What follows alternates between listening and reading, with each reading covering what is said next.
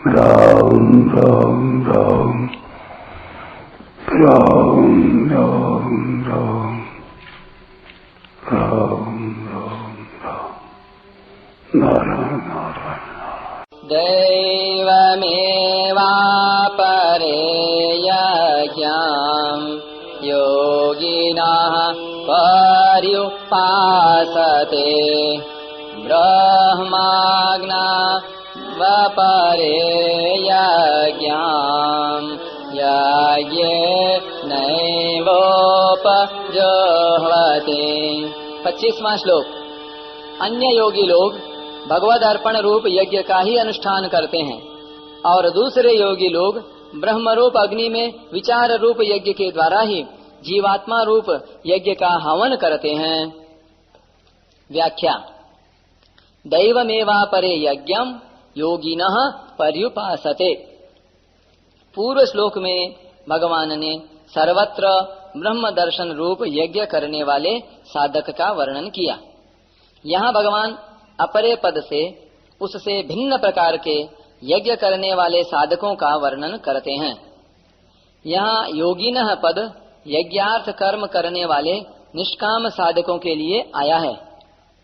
संपूर्ण क्रियाओं तथा पदार्थों को अपना और अपने लिए न मानकर उन्हें केवल भगवान का और भगवान के लिए ही मानना दैव यज्ञ अर्थात भगवद अर्पण रूप यज्ञ है।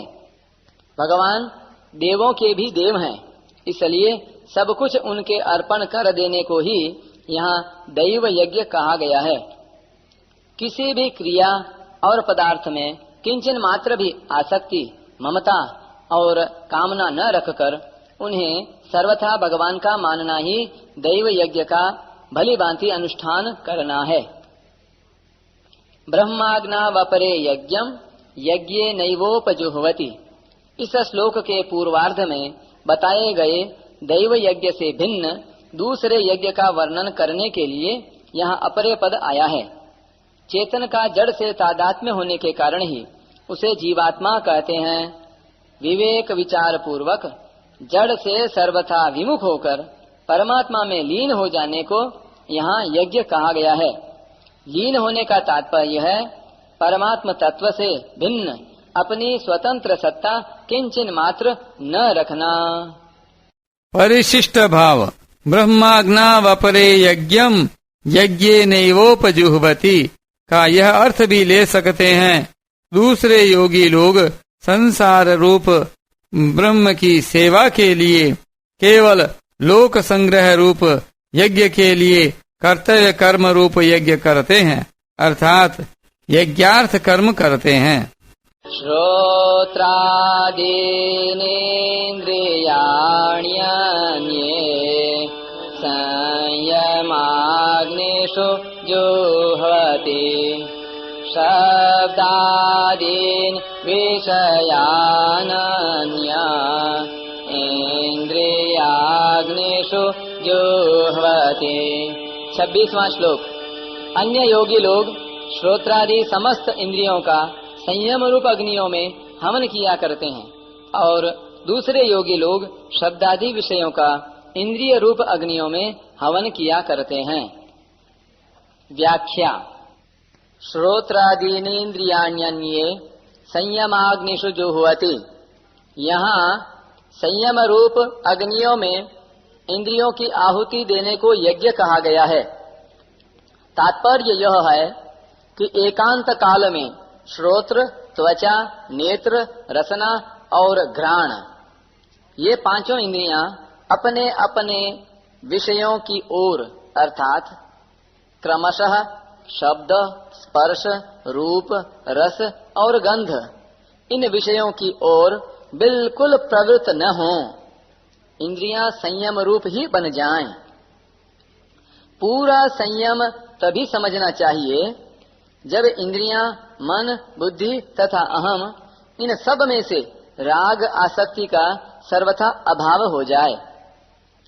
शब्दादीन विषयानन्य इंद्रियाग्निषु जुह्वति।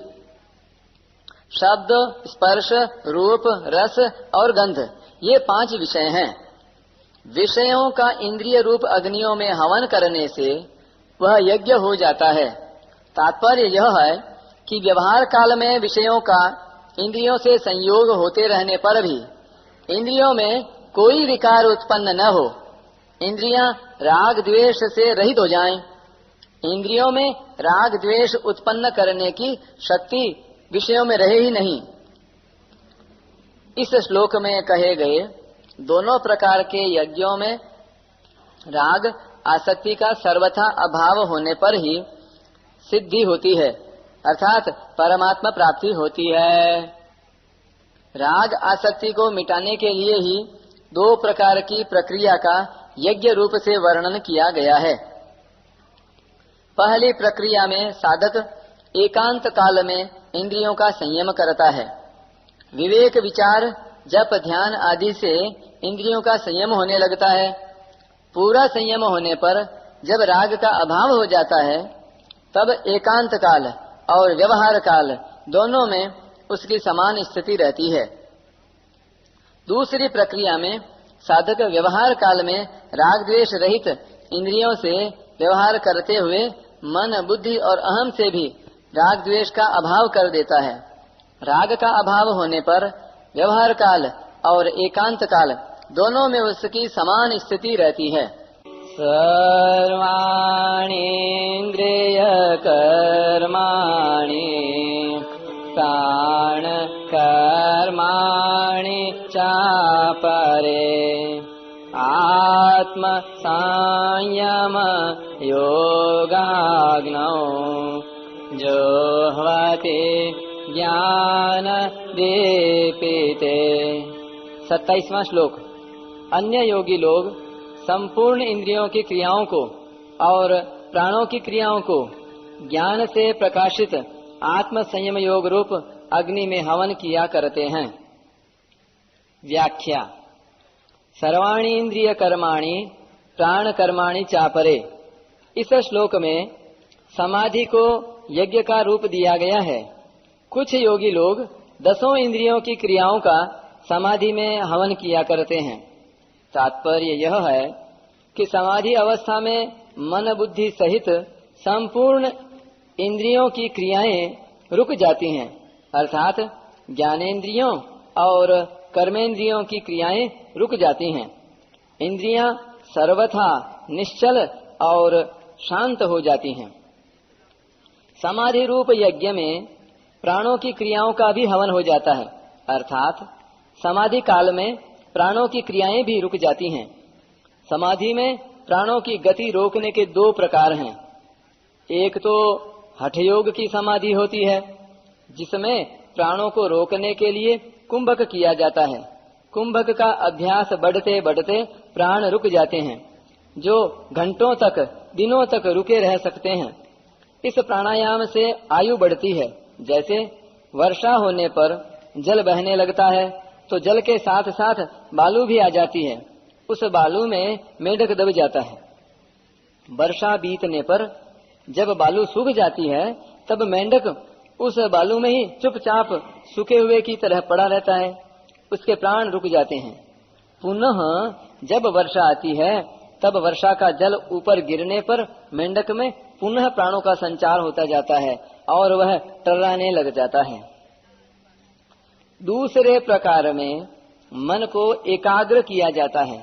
मन सर्वथा एकाग्र होने पर प्राणों की गति अपने आप रुक जाती है। ज्ञान दीपिते। समाधि और निद्रा दोनों में कारण शरीर से संबंध रहता है, इसलिए बाहर से दोनों की समान अवस्था दिखाई देती है। यहाँ ज्ञान दीपिते पद से समाधि और निद्रा में परस्पर भिन्नता सिद्ध की गई है। तात्पर्य यह कि बाहर से समान दिखाई देने पर भी समाधि काल में एक सच्चिदानंद परमात्मा ही सर्वत्र परिपूर्ण है, ऐसा ज्ञान प्रकाशित रहता है, जागृत रहता है। और निद्रा काल में वृत्तियां अविद्या में लीन हो जाती हैं। समाधि काल में प्राणों की गति रुक जाती है और निद्रा काल में प्राणों की गति चलती रहती है, इसलिए निद्रा आने से समाधि नहीं लगती। आत्म संयम योगाग्नौ जुह्वति। चित्त वृत्ति निरोध रूप अर्थात समाधि रूप यज्ञ करने वाले योगी लोग इंद्रियों तथा प्राणों की क्रियाओं का समाधि योग रूप अग्नि में हवन किया करते हैं। अर्थात मन बुद्धि सहित संपूर्ण इंद्रियों और प्राणों की क्रियाओं को रोककर समाधि में स्थित हो जाते हैं।